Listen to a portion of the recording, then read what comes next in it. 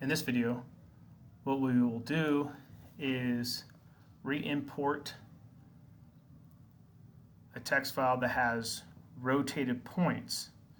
So you can see we have our original job that we have our WGS84 points in. So easiest way is just click on this and we'll import the data. We're going to select the ASCII. We have our from file. We do not want to import it to the original because it will overwrite that control. So we'll create a new job on import and it will rename it for you automatically. We'll go ahead and say OK. So imported those points. Do you want to import any more data? We'll say no. So now we have two different jobs.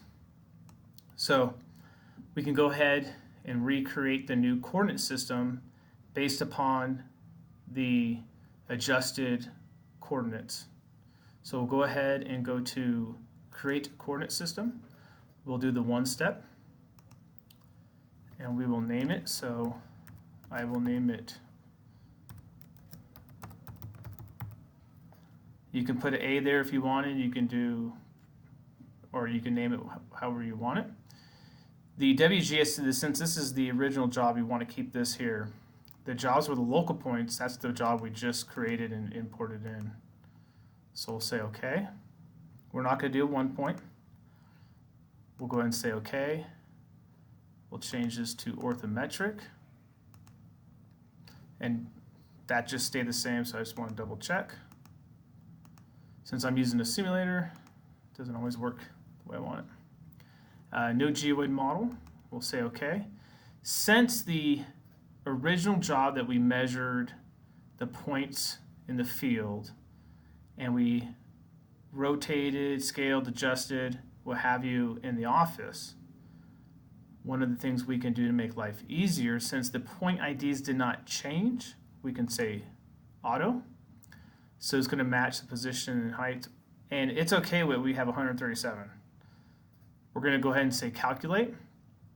Because if we do not select all of those, what will happen is some of the original points will still have the old value associated with them. So we'll go ahead and say calculate. And you can see our normalizations look, they're flat. If you hit the result here, you can see the shift, the rotation, and this is our rotation X and Y, and then our height. We can hit RMS, position, so everything looks really, really good. At this point, we will go ahead and say OK. I'll say OK. And since we're rotating, there's no error, or if anything, there'd be minute error there. I'll go ahead and say store. So now I go back to the original job here, 19104. I can click on this, view and edit the job properties, and now I have the adjusted one. So now I have this text file that we have, so I'll go to jobs, and I can just turn that off, or I can delete it, but typically I'll just turn it off so you don't see it in the carousel. And so now I can go ahead and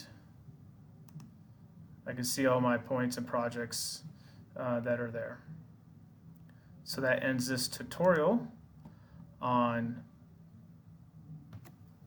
re-importing and calculating a coordinate system based upon new northings and eastings on the ground.